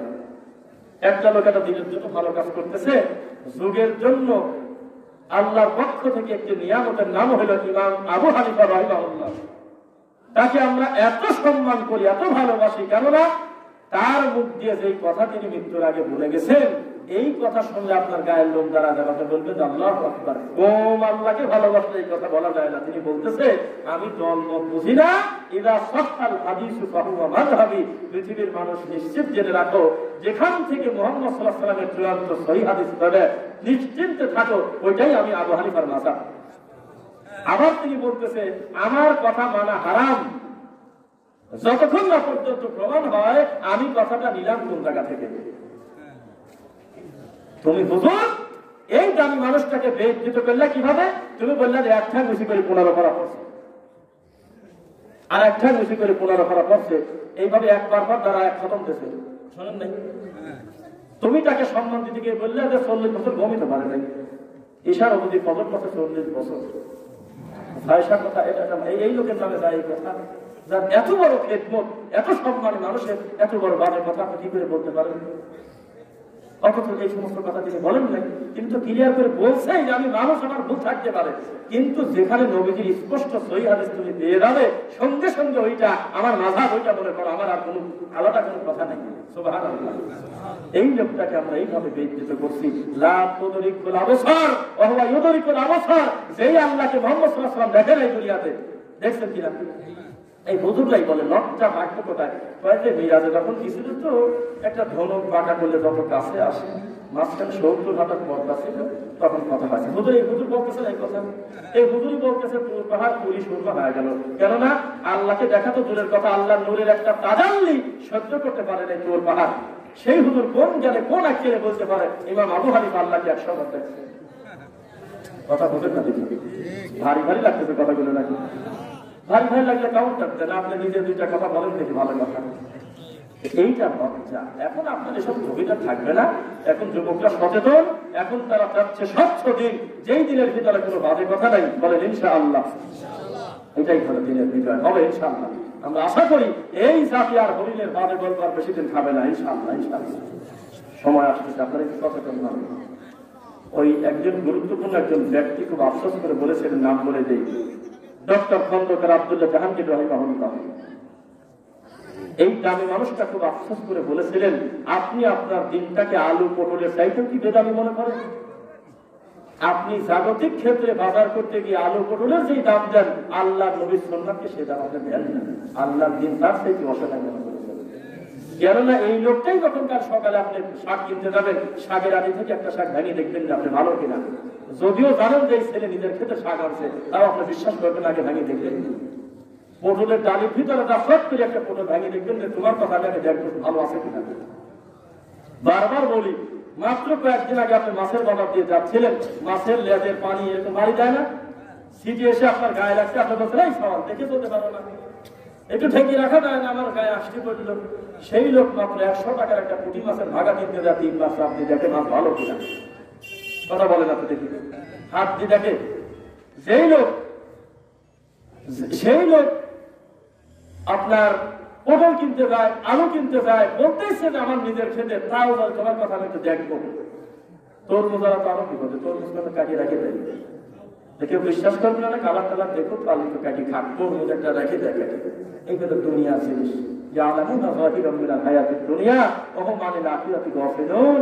দুনিয়ার জাগতিক ব্যাপারে তুমি এত কঠোর, আর আমি আল্লাহর দিনের ব্যাপারে তুমি গাছে লিখে একটা কথা হইল, যখনই সম্পর্ক আসে আল্লাহ দিনের ব্যাপারে, তখন তুমি টাইনি খালি মুফতির কাছে পাঠা দাও। আমি তো অত বুঝি না, কেউ বড় হুজুর বোঝে, বুজুর্গ বোঝে, কাকা বোঝে, নোয়া হুজুর বোঝে, আজকে হুজুর বোঝে, আমি কি অত বুঝি না? কথা বললেন আল্লাহ বলতেছে আমার দিন শিক্ষা করা সহজ, আমার কোরআন সহজ। আপনি খালি জোর করে বলতেছেন যে এত বড় কোরআন, আমার কাম, আমি কি এত কিছু বুঝি? এগুলি বোঝা আমার কাম না। আল্লাহ মুখের ভাষাটা বুঝে রাখছেন আপনি। আল্লাহ সুবহানাহু ওয়া তাআলা আমাদের তুমি সঠিক দিলের দিশা দান করো, আল্লাহুম্মা আমিন। আপনাকে রাগ করতেছেন নাকি? আমরা তো কাজিয়ে দিবেন মানে তো সুর মধ্যে টান মান হয় না, কিন্তু এইভাবে গল্পের কথা বলতে পারি। তো আলহামদুলিল্লাহ আপনারা যে কজন মানুষই আছেন, আমার ধারণা একাত্মতার সাথেই আছেন নাকি বলেন? আরো কিছু সময় কথা হবে তো ইনশাল্লাহ। কেউ কি বলে না শেষ করে দেন, তাই কি কেউ ভয় না? ওই হরিণ বাজার গল্প যে কয়, সেও 2 ঘন্টা ফায়সামকে যদি কয় আমি কি শেষ করে দেবো না চলবে, তাও বা চলবে। ওইভাবে কি মনে পর কয় যায় বাদ দিয়ে দেন, এরকম তো না। আল্লাহ তুমি আমাদের দিনী ভাইদের তোমার জন্য যে ভালোবাসা তুমি কবুল করো, আল্লাহুম্মা আমিন। বিশ্বাস করেন, বড় আস্তে নিয়ে কথা বলতেছি, আপনারা যতদিন পর্যন্ত আপনাদের স্বচ্ছ দিনটা হুজুরের কাছ থেকে পাই টু পাই বুঝে না নেবেন, ততদিন পর্যন্ত তারা হুজুর আপনাকে সঠিক দিন বুঝে দেবে না। দেবে কি? কেননা আল্লাহ নবী মুহাম্মদ সাল্লাল্লাহু আলাইহি ওয়াসাল্লামের চূড়ান্ত সুন্নাহকে ঢেকে দেওয়া হয়েছে জিলাপি আর কোরমা দিয়ে। নাউযুবিল্লাহ বলেন। একটা হাদিস বলে, মান রাআ মিনকুম মুনকারান ফালিয়ুগাইয়িরহু বিয়াদিহি। তোমাদের চোখের সামনে কোনো মুমিন যদি দেখো যে কোনো খারাপ কাজ হচ্ছে, তাহলে হাত দিয়ে বাধা দাও। ফাইল্লাম ইয়াসতাতি, যদি তা না পারো ফাবিলিসানিহি, অন্তত জিহ্বা দিয়ে প্রতিবাদ করো, মুখ দিয়ে, তাই তো? ফাইল্লাম ইয়াসতাতি, তাও যদি না পারো, যেখানে কথা বললে খালি বিলা খাওয়া লাগবে, অন্তত ফাবিকলবিহি, অন্তর দিয়ে হলেও তুমি ঘৃণা করো। ওয়াযালিকা আদআফুল ঈমান, তুমি নিশ্চিত জেনে রাখো এর নিচে আর ঈমানের কোনো শাখা নাই। আমাদের হুজুর এতদিন মনকারের ব্যাখ্যা করতে হলে কি হইতে পারে? গান বাজতে, গানটা বন্ধ করে দিয়ে আসে, ওদের ছয়টা লাগছে, ছয়টা মেখে দিয়ে আসে, হ্যাঁ এটা মনকার, আমি শেখাতে হবে। অবশ্যই এটা অসৎকারের বাধা, আলহামদুলিল্লাহ পড়ে দেবে। ওই জায়গা ওরা একটু তাস খেলতেছে, ওদের একটু বাড়ি তুলে দাও, তাই হলে মনকারের হক আদায় হবে, আমরা বিশ্বাস করি, অবশ্যই এটা ঠিক। কিন্তু বিশ্বাস করেন আমাদের দেশের হুজুররা প্রথমে আপনাদের বুঝতে দেয় নাই যে সব মুনকারের বাপ মুনকার হলে শেখ, সব মুনকারের বাপ মুনকার হলে কুফর আর বিদআত। এই বিষয় কেউ বলে নেই, মানুষ জানেই নাই যে একজন বিদআতীকে বিদআত থেকে পরিহার করতে হবে, একজন মুশরিককে শিরক থেকে ফিরাতে হবে, একজন কালেমা পড়া ভাইকে তার কুফরি থেকে আটকাতে হবে। এইটা আমাদের কেউ বলেই নাই। মনে করছে যে ইবাদত আমি আমার মতো চলবো, আর এই গান বাজনা মারামারি এগুলোই মনে হয় মুনকার, আর কোনো মুনকার দেশে নাই। মুনকারের যদি ব্যাখ্যা সিরিয়াল টানেন, ইবাদত সংক্রান্ত যত বিদআত শিরক কুফর আছে, এইটা হলো সব মুনকারের বাপ মুনকার, যেটা সম্পর্ক হলে ঈমান ভাঙার সাথে। নাকি কেউ বলে নাই? বলছে কি? আজকে দেখবেন একজন আছে ফেসবুকে, একদিনই ভাই, তিনি একজনের কাছে গিয়ে বলতেছে, ভাই জান আপনার নাম কি? অমুক। আপনি পড়াশোনা কত দূর? আমি সম্ভবত যদি ভুল না করি বলতেছে দাওয়ার আব্বাস না মুফতি কি জানেন। তো বলতেছে বলেন তো ওযু ভঙ্গের কারণ কয়টি? বলতেছে 7টি। বলেন তো নামাজ ভঙ্গের কারণ কয়টি? বলতেছে 19টি। বলেন তো মাখরাজ কয়টি? 17টি। বলেন তো নামাজের বাইরে ভিতরে কয় ফরজ? 13 ফরজ। সব বলতেছে তাহলে মুফতি সে জানে জন্য তো বলতেছে। বলেন তো ইমান ভঙ্গের কারণ কয়টি? তা জানে জানে না, চিন্তা করেন আপনি কি শিখতে তাই বলেন। বলেন তো ওযু ভাঙা, রোজা ভাঙা, তায়াম্মুম ভাঙা, মদ মাখরাজ, অন্যান্য জিনিস জানা জরুরি বেশি না ঈমান ঠিক রাখা জরুরি বেশি? আপনার লা ইলাহা ইল্লাল্লাহ যদি ঠিক না থাকে তো ওটা খুবেন কার কাছে? লা ইলাহা ইল্লাল্লাহ ফাউন্ডেশন না, কথা বুঝতেছেন না? লা ইলাহা ইল্লাল্লাহ হলো তাওহীদ, এটা ফাউন্ডেশন। এইটা যদি কোনো লোকের শিরক যুক্ত হয়, তাহলে ওই লোক আমলটা করে রাখবে কার কাছে? যেই কাছে মুফতি সাহেবের ঈমান ভঙ্গের কারণ কয়টি তা জানে না। এইটা হলো মুফতির অবস্থা। কষ্ট দুঃখ লাগে। এই হলো পরিস্থিতি আজকের এই দিনে। তাকে একজন লোককে আপনি জিজ্ঞাসা করলেন বড় আশা নিয়ে, অন্তরে দরদ নিয়ে চলে গেলেন যে হুজুর আব্বা তো দুনিয়া থেকে ইন্তেকাল করেছে, ভাই বোনরা মিলে আমরা এক একজন 10,000 টাকা দিয়ে আমরা মনে করেছি 50,000 টাকা টাকা না দিকে। এ কথা বলতেছেন কেন? 50,000 টাকা আপনি যে মসজিদে ইমামতি করেন, আল্লাহর এই ঘরে আমরা কার্পেট কিনে দেবো, আমরা ভালো না খারাপ? কথা বলতেছেন না তো? অথবা আমরা মসজিদের অবখানা করে দেবো, অথবা আমরা এই পাশে টাইলস ছটা আমরা করে দিলাম, কারণ ভালো না খারাপ? সমস্ত গ্রামবাসী খুশি, হুজুর বেদা কেন এই কার্পেট কিনলে হুজুরের সারে না লাভ লাগে। একটা মিলাদ মারি দিলে অন্তত 500 টাকা আছে, মোটা খাওয়া আছে, সবাই খুশি, সভাপতি খুশি, কেশিয়ার খুশি, সেক্রেটারি খুশি, তার পরিবারের সবাই খুশি। যাক, এই ছেলেটারও ছেলে আল্লাহর ঘরে আপনারা খেদমত হবে। তো হুজুর মোটা বার করে যাচ্ছে করতে খেপ দেওয়া যায়, জোর করে করতে মানে দিতে পারেন, অসুবিধা নেই। তারপরে আবার লোকজন একটা হেঁটেছে যে এই লোকটা একটু মা বাবার জন্য সব রেশানি করলো না, একটু আল্লাহর কাছে একটু একটু কাঁদার সুযোগ দিল না, একটু জিয়ারত করলো না, বাপটা মরে গেল, লাখ লাখ টাকা দান করে, এত কিছু করে বাপের জন্য, তাও কয় খালি খালি লাগতেছে, বাড়িটা ভা হয়ে আছে, কবর যে কাটলে টাকা থাকে দেওয়া লাগতো, বাড়ি পর লোকজন আশা করে আসে, অন্তত 7 দিনে জিয়ারতটা করা লাগবে। এই 6-7 জিনিসটা টিকে রাখতে হুজুর না মসজিদের মেম্বার দ্বারা যদি বলতেন যে আপনাদের ইমামতি করবার অবসর সময়ে আল্লাহর দয়ার উপরে পূর্ণ আস্থা রেখে আমি হালাল কর্ম করব, তবু আমি এই হারাম অর্থ আমি আমার পেটে ঢুকাবো না, তাবিজ বেচা টাকা আমি নেবো না, আমার রুজিতে আল্লাহ যা রাখে রাখুক, আমার বাচ্চার এই তাবিজ বেচা টাকা দিয়ে আমি ভাত খাওয়াবো না, আমি একটা হুজুর মানুষ, আমি মিলাদের খয়রাতের এই শিরকের কুফরের এই বিদাতের কুসংস্কারের খানা আমি আমার স্ত্রীর গালে দেবো না, এই কথাটা বলে না। আবার জায়গা জায়গায় ঝুঁকারও শাস্তেছে, বুঝছেন? ওই মিলাদে কেউ দাঁড়ায় কেউ দাঁড়ায় না, কেউ যায় আমরা করে বসে না, তো বেদাত অনেকেই জানি গেছে, জানে না? খুব মুশকিল। কিছু কিছু জায়গায় দেখলাম, দেখতে 7-8 জন লোক আছে, 4-4 দাঁড়া কাঁপতেছে, আর 3 জন বসে আছে, তো গোল করে লাগছে, কথা কি বলতেছে? কত বড় মুশকিল। বিদাত আপনাকে ছোট করতে পারে, সুন্নাতই আপনাকে বড় করতে পারে, ঠিক কিনা বলেন? সুন্নাত যদি আপনি মনে করেন যে দুর্বল আর বিদাত বড়, তাহলে তো রাসূলের সুন্নাহর উপরে আপনি কথা কত দিবেন? পৃথিবীতে এমন কোন জিনিস নাই যেটা নবীজি মুহাম্মদ সাল্লাল্লাহু আলাইহি ওয়াসাল্লামের সুন্নাত থেকে বেশি দামি, সেই জিনিসটাকে আপনি পদদলিত করে ছাড়ছেন, নাউযুবিল্লাহ পড়েন। সুন্নাত আপনাকে সম্মান করতে পারে, পারে কিনা? ইসলামের সৌন্দর্য কি জানেন আপনি? বেদাতি বেদাত করতে করতে করতে করতে করতে করতে মাঠে ধরা খাওয়া যাবে। একটা লোক কত কষ্ট করে পরিচর্যা করে সবকিছু করে 7 দিন পরে ধান কেটে ঘরে আনবে, এই ভরা ধানে যদি কেউ মই দিয়ে দেয়, যা চলে গেল না কামটা। তো বেদাত বেদাত বসে আনতে আনতে আনতে আনতে কবরে যাওয়ার আগে বেজ্জিত হয়ে কবরে গেল। কেননা গ্রামবাসী যুবক ছেলে অলরেডি বুঝে গেল আমার ইমাম 40 বছর ধরে কামলা করতেছিল, কামলা বেদাত, এর নাম হলো বেজ্জিত হওয়া। আর সুন্নাতিওয়ালা হতে পারে সাময়িক ভাবে সামাজিক ভাবে লোকটা বয়কট, হতে পারে সামাজিক ভাবে তাকে ওয়াহাবি খারেজি নামাজি তাকে বিভিন্ন কটাক্ষ করে গালিগালাজ করে, ইনশাআল্লাহ ইনশাআল্লাহ তার মৃত্যুটা হবে সুন্নাহ পন্থায়, ইনশাআল্লাহ ইনশাআল্লাহ। কেননা যেই জীবনটা সুন্নাত দিয়ে রাঙাতে পারে না, ওই জীবনের কোনো দাম নাই। আছে দাম? কোনো দাম নেই। তাহলে আপনারা কি অলরেডি এই সিদ্ধান্ত নিলেন যে আমাদের ইবাদতকে একটু তদন্ত করার দরকার? 1 কেজি আলু যেই লোকটা আন্দাজে কিনে না, মাত্র 50 টাকার 1 ভাগা পুঁটি মাছ যেই লোকটা আন্দাজে সব করে কিনে আনে না, সেই লোক 40 বছর কি করে না জেনে রুকু দিল আমাকে বলেন? 40 বছর যে সূরা ফাতিহা আল্লাহকে শোনালো, এটা কিভাবে শোনাচ্ছে কেন বুঝলো না বলেন?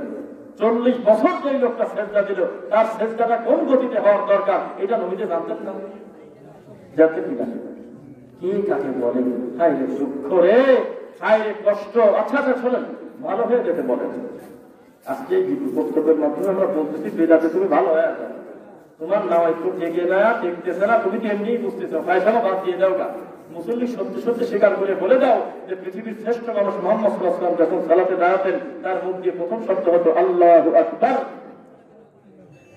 তাকে বলেন যে এমনি অর্থাৎ তোমাকে জায়নামাজ পাঠ করার জন্য আল্লাহ দেন নাই। এটা কি কোরআন মাজিদের আয়াত? এটা সানা হিসেবে হাত বাঁধার পরে পড়া যায়। আর কোরআন মাজিদ পড়তে গিয়ে যদি কেউ পড়ে, আলাদা কোনো ফজিলত নাই। অন্যান্য হরফে যেমন 10 নেকি প্রতি হরফে, এটাও তাই। তুমি কোন জ্ঞানে তুমি জায়নামাজ পাঠ করার জন্য ইন্নি অর্থাৎ নিয়ে আসলে বলেন, হুজুরকে বলেন চিরতরের লোকটাকে আপনি মরা মাটি দিয়ে চলে যাবেন, মৃত মানুষকে চিরদিনের জন্য রেখে আসতেছেন, এই লোকটার কবরে মিনহা তালাক করার দরকার নাই। আপনি বিসমিল্লাহ বলে মাটি দেন আর বলেন আল্লাহুম্মা আগফিরলাহু ওয়া সাব্বিতহু, আল্লাহ বুঝে নেবে ইনশাআল্লাহ। আপনি চাপ নিতে গেলেন কেন? আপনি মিনহা বলার দরকারটা কি? এটা তো রাসূল বলেন না। খারাপ লাগছে না আপনার? আপনি হুজুরকে বলেন যে আপনি তো অনুবাদ করতেছেন ইযা মাতাল ইনসান, মানুষ যখন মরে যায় ইনকাতা আনহু আমালু, তার আমল কেটে দেওয়া হয়, আমল বাতিল করে দেওয়া হয়, ইল্লা মিন সালাসা, তিনটা জিনিস ব্যতীত। কয়টা? এক, বলেন না কেন, সাদাকা জারিয়া। দুই, ওয়ালাদুন সালিহুন ইয়াদউ লাহু। তিন, আও ইলমুন ইয়ানতাফাউ বি। তাই তো? বোঝা যাচ্ছে না? এক নম্বরটা কি সেটা নিয়ে কথা। ওই দুইটার সাথে তার এগুলো কোনো কেউ কিছু করতে পারতেছে না। এক নম্বরটা হলো সাদাকা জারিয়া। এই শব্দটা ব্যবহার করেই তো সমাজে কোনখানে আর খয়রাত পাস করা হচ্ছে, বোঝা যাচ্ছে না। হুজুর কিন্তু এসে মিলাদের আয়াতই বেড়ে এটা অনুবাদ করে তখন বলতেছে আজকে এই বাড়িওয়ালার ছেলেরা কত কষ্ট করে আমাকে কত মহব্বত করে পান দেয়, কিভাবে দেখেন টাকা মোটা নেওয়ার জন্য বলতেছে আরে বাবা যে বেঁচে থাকতে আমাকে কত মহব্বত করতেন, আমাকে যেখানে দেখতেন আমাকে জড়ায় ধরতেন, আমাকে ভালোবাসতেন, এইসব কথা বলতেছে। যাতে ছেলে মনে করেন বাপরে বাপ সবগুলো তো 1000 না দিলে মান থাকে, বাপ থাকে এত ভালোবাসত। শেষে বলতেছে যে আজকের এই সাদাকা জারিয়ার নেকি আল্লাহ তার কবরে পৌঁছায় দাও। তো সাদাকা জারিয়া কি এইটা তুমি ভালো বোঝো না, মুহাম্মদ সাল্লাল্লাহু আলাইহি ওয়াসাল্লাম ভালো বোঝে, কথা বলেন না? তো সেই রাসূল সাল্লাল্লাহু আলাইহি ওয়াসাল্লাম তো বলতেই সে চলমান সাদাকা হইল ওইটা যেইটা লোকটা এমন জনকল্যাণমূলক এমন বিশেষ কর্ম করে গিয়েছেন যেটা সবটা নট অনলি ফিক্স বা বছর বা খালি বাড়তেই থাকে কোনো বণিক কিন্তু খারাপ কোরআন মাজিদ দিয়ে গেছে, এক ইতিমের দায়িত্ব নিয়ে গেছে, আল্লাহর ঘরে কিছু জায়গা দিয়ে গেছে, কিছু মাদ্রাসা বা কিছু মসজিদ, এক কথা দিনই কোনো কাজের সাথে লোকটা সম্পৃক্ত থেকে গেছে যেটা নির্দিষ্ট কোনো দান না, চলমান সাদাকা। তাই কিনা? জারিয়া মানে চলমান না, সাদাকা জারিয়া চলমান সাদাকা না। তো এই হুজুর যাকাত খায় না, আমার সামর্থ্য আছে, যাকাত দিয়ে না, জমার খুবটা ভাগ করে দেয়, ফকির টকির ছাড়া যাকাত দিয়ে না, সামর্থ্যবান লোক যাকাত দিয়ে না, সাদাকা কিন্তু যাকাতটা দিয়ে না। এই হুজুর আবার কয়লা দেশে জাকাত মানে সাদাকার অর্থ বদলাতেছে। নবী মুহাম্মদ সাল্লাল্লাহু আলাইহি ওয়াসাল্লাম সাদাকার অর্থ বুঝতেন যে হোসাইনের মতো বাচ্চা ছেলেও যদি খেজুর খায় এই খেজুরটা গলা থেকে বের করতে হবে, কেন এটা সাদাকা। আর হুজুর বুঝে গেছে যে খয়রাতের এই ভাত খাওয়াটার গোস্তটা ঠিক আছে, বাদ বাকি সব বাতিল হয়েছে। আবার মাঝে মধ্যে হুজুরি খিলখিল করে মাঠে ময়দানে কয় সাদাকা সবাই খেতে পারে না, যারা অভাব অনটন গরিব মানুষ তারা খেতে পারে।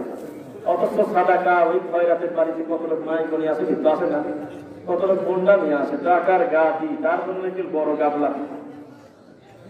একটা বার মুখ দিয়ে বলে না যে এই নোংরা কাজ করে লোকটা কি দেখে দিচ্ছি আমরা, অথচ তার পক্ষ থেকে বলা তো সল এবং তার নেক বেটা বেটি যদি গুরুত্বপূর্ণ একটা ভালো অংশ যদি একটা এই মিসকিনকে প্রতিষ্ঠিত করে দিতেন দায়িত্ব নিয়ে, অথবা আল্লাহর ঘরের যদি কোনো একটা বিশেষ উপকারে আসতেন, তাহলে তার পক্ষ থেকে এই দানটা তার আব্বা পেতেন না। কিসের সাথে জীবনে কত মানুষ সন্ধ্যা পালন করতে গিয়ে মানুষের সামনে বেইজ্জত হয়েছে, আর বিরাট করতে করতে তার সাথে তোলা আসছে, তবে সে যেন নিশ্চিত জেনে থাকে ওই উপর থেকে এত জোরে সে পড়বে ওই সহ্য করতে পারবে না ইনশাআল্লাহ। আর এই অবহেলিতটাকে আল্লাহ মাজলুম হিসেবে যেহেতু রেখেছেন তাকে সম্মানিত করবেন, এটা আল্লাহর ওয়াদা ইনশাআল্লাহ।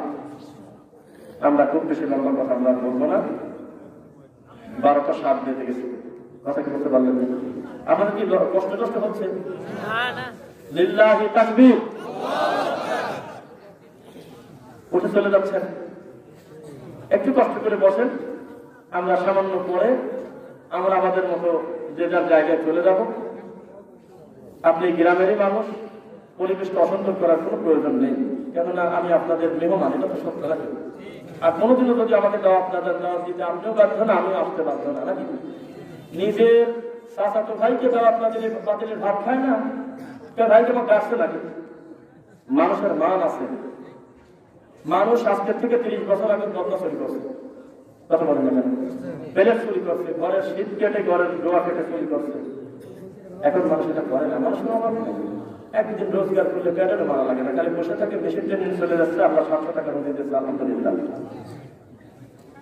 আজকের এই দিন আপনি নিজেকে খাটো করবেন না, আপনার মেহমান পাবে নাকি?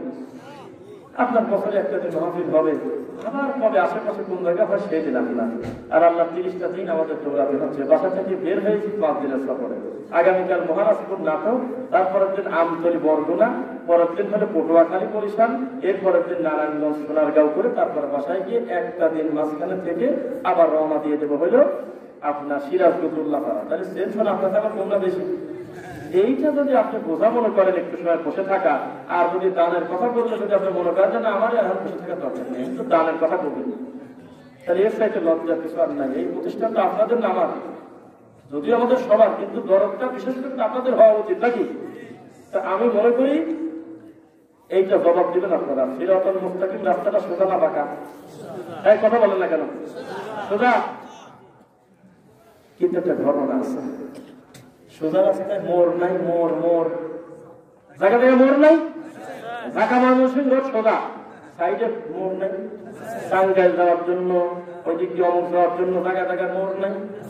প্রত্যেকটা মোড়ে মোড়ে ইংলিশের এজেন্ট যারা আছে আপনাকে পথভ্রষ্ট করার জন্য, মূল রাস্তা থেকে আপনাকে ডাইভার্ট করার জন্য। আর এই প্রত্যেকটা রাস্তার ইংলিশকে কাউন্টার দেখছে হলে আল্লাহর ঘর, মসজিদ, মাদ্রাসা, এতিম, অসহায়, দুস্থ, এই সমস্ত জিনিস আল্লাহ আপনার সামনে পাঠিয়েছেন আপনাকে বাঁচানোর জন্য। আপনি যখনই পথভ্রষ্ট হয়ে ফিরে যাওয়ার মতো হয়ে পরিস্থিতি হবে, সঙ্গে সঙ্গে আল্লাহর ঘরে ঢুকে আল্লাহ শ্রদ্ধা দেন, আল্লাহ আবার সঠিক রাস্তায় ফিরে যাবে ইনশাআল্লাহ। যখনই আপনি অহংকার আসবে ভিতরে, একটি এতিমের মতো হাত দেন, অহংকার কমে যাবে ইনশাআল্লাহ। এই রাস্তাগুলো এসেছে আমাদেরকে জাহান্নামের আগুন থেকে বাঁচিয়ে সিরাতাল মুস্তাকিম সঠিক রাস্তায় আনার জন্য। বলেন আলহামদুলিল্লাহ। এইবার আপনি মুখ দিয়ে বলেন, এই মাদ্রাসা, এই মসজিদ, এইগুলো আমাদেরকে বাঁচানোর জন্য আসে নাই।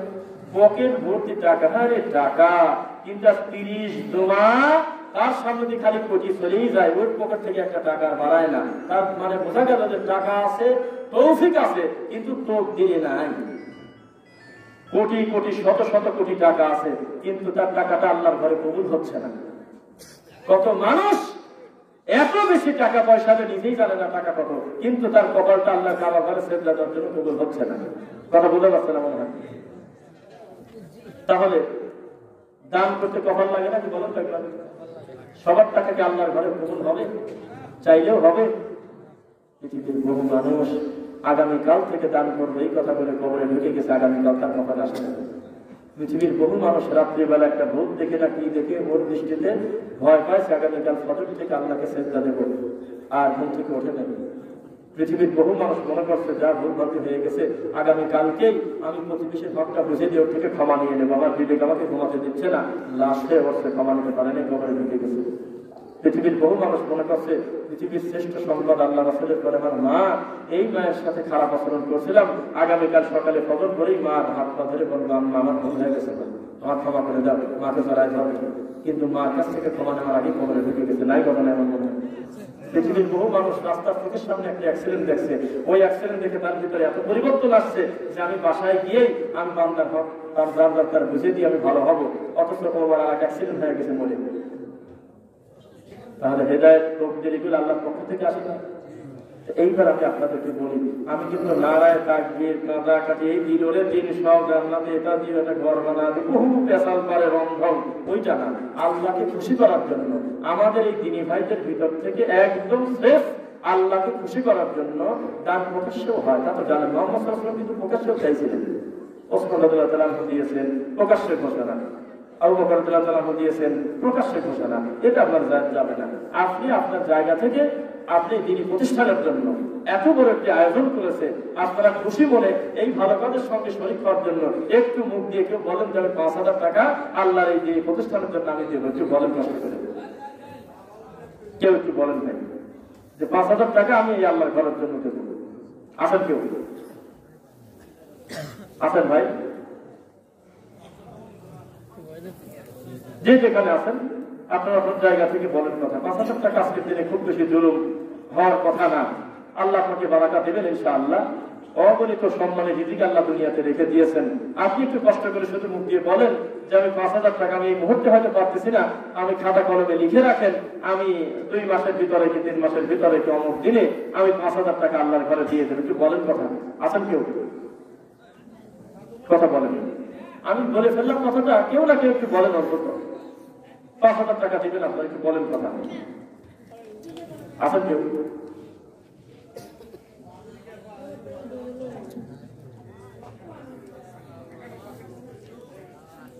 নাই না?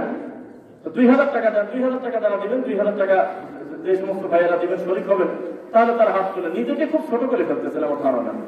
2000 টাকা খুব বেশি জুলুম হওয়ার কথা না। 2000 টাকা করে বেশ কয়েকজন ভাই একটু কথা বলেন, তার নামটা এখানে লিখে রাখুক আমাদের ভাই। 2000 টাকা করে কয়েকজন 10-10 হাত তুলেন, 2000 টাকা করে আমরা 2 দিনের রোজগারের অর্থ আপনি এই দিনে প্রতিষ্ঠানে দেবেন ইনশাআল্লাহ। একটু কথা বলেন, 2000 টাকা, 2000 টাকা কয়েকজন বলেন, একটু হাত তুলে একটু বলেন 2000 টাকা করে কারা দেবেন, একটু ভিতর থেকে বলেন, কথা বলেন। আছেন কেউ? একজন নাম কি আপনার? হ্যাঁ, কি নাম? ওসমান আলী। ওসমান আলী বাড়ি আচ্ছা, আপনি লিখে ফেলেন, লিখে ফেলেন, ওসব বাদ দিয়ে লিখে ফেলেন, পরে আপনি সিরিয়াল করে সাজাবেন। একটু কথা বলেন ভাই, একজন লোক আমি 2000 টাকার কথা বললাম, একটু কথা বলেন, বলেন একটু 2000 টাকার কথা বলেন। আর কেউ আছে? বলেন আপনি এই কাজটা করেছেন এখানে, যদি বড় ছেলে শোনে, বিদেশ থাকে বা কোথায় থাকে, সে আপনাকে খারাপ বলবে না যে আপনার কথাটা বলে থাকছে মুখ দিয়ে, ইনশাল্লাহ আমি দেবো, এরকম নাই কথা। এটা খুব বেশি খারাপ হবে না। 2000 টাকা কিছু বলেন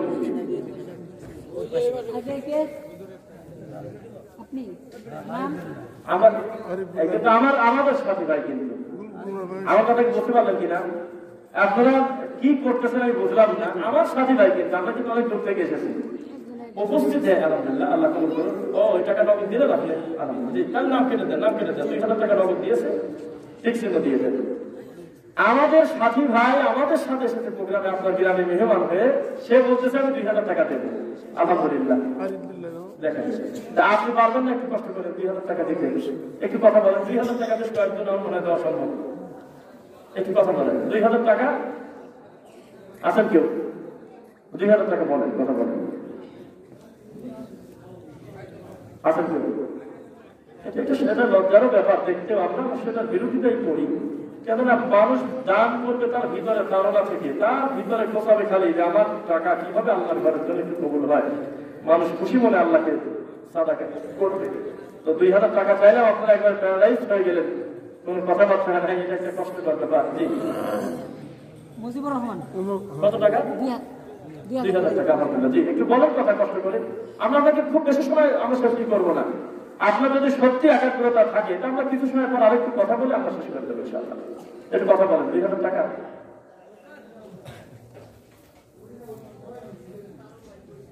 সবার কাজে কিন্তু সব রকম ভাবে চলবে, চলবে কিনা? সময় তার গতিতে চলে যাবে। যে রান্না করতেছে ওই ব্যস্ত করতেইছে না, আপনি আপনার জায়গায় বসে আছেন, আপনার ব্যস্ত করতেছে না। দুনিয়া সকলেই যে যার কর্ম করে যাচ্ছে। আল্লাহ আমাদের যার যখন নিয়ে যাবে আসলে সেই শুধু যাবে, কেউ কারোর জন্য কোনো বিশেষ করে ইয়ে নাই। একটু কথা বলেন ভাই। 2000 টাকা। জি জি, নাম কি? আবু সাইদ। 2000 টাকা লেখেন। আপনি গ্রামটা ভাই? জি 2000 টাকা দিয়ে খুশি মনে চলে গেছেন বাড়িতে, বুঝলাম না। আপনি বসেন, কথা বলেন। আচ্ছা, এই ক্যামেরা এখন রাখার কোনো প্রয়োজন আছে বলে মনে করতেছি না। এটা কি হবে এটা দিয়ে এখন? এই ভাই, হ্যালো, এই ভাই, এখন এই কালেকশনে যেটা দিয়ে এখন কি করবেন? ভিডিওটা বন্ধ করেন। এটা কোনো প্রয়োজন নেই, বন্ধ করেন বলতেছি। হ্যাঁ, কোনো প্রয়োজন নেই, বন্ধ করে নেন, বন্ধ করে নেন, বন্ধ করতে কালেকশন সাধারণ বাড়ি দিবেন না। ইউটিউবে দেখেন একটা কালেকশন করে কিছু না, কেউ দেয় না টাকা, যারা ফিরে যাবো না, এই কাজ করা করছেন। আমার ভাই, না না, নাম এখন উপস্থিত করে আমার মোনায়ন ভাই, তিনি আমার সাথী, আলহামদুলিল্লাহ, তিনি 1000 টাকা দিবেন, আলহামদুলিল্লাহ। উপস্থিত আমার সাথে আর একজন দিদি ভাই, আমরা দিলাম 4000। দেওয়ার সময় আপনি কি দেন সেটা কিন্তু খেয়াল করবো, আমার তো আপনি খেয়াল রাখবেন। আলহামদুলিল্লাহ, আল্লাহ তুমি দুনিয়াতে তাকে এত বড় কোরআনের ঘরে সম্মানের জায়গায় রেখেছো, আল্লাহ তুমি মৃত্যুর পরে তাকে আরো সম্মানী করো, আল্লাহ আমিন। 2000 টাকা তিনি নগদ দিলেন, আল্লাহ ভাইকে তুমি কবুল করো, তার গোটা পরিবারটাকে দুনিয়ার সকল বালা মুসিবত থেকে হেফাজত করো, আল্লাহ আমিন। একটু কথা বলেন। আমরা অলরেডি 4000 দিয়ে ফেলছি, কিন্তু আমরা তারপর একটা গাড়ি ভাড়া করছি।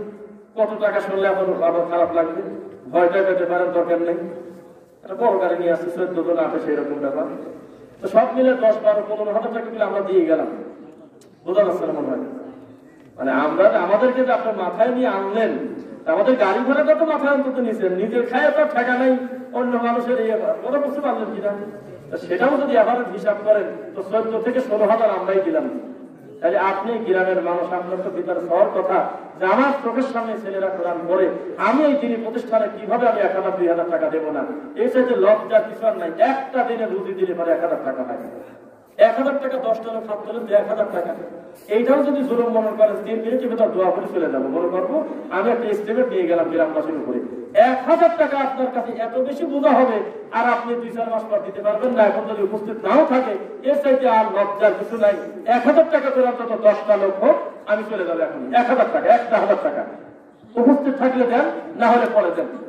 1,000 টাকা করে বলেন, কথা বলেন, এটা হচ্ছে কথা বলেন। চলো ভাই কত? 1,000 একজন, এটা বলবেন ইনশাআল্লাহ।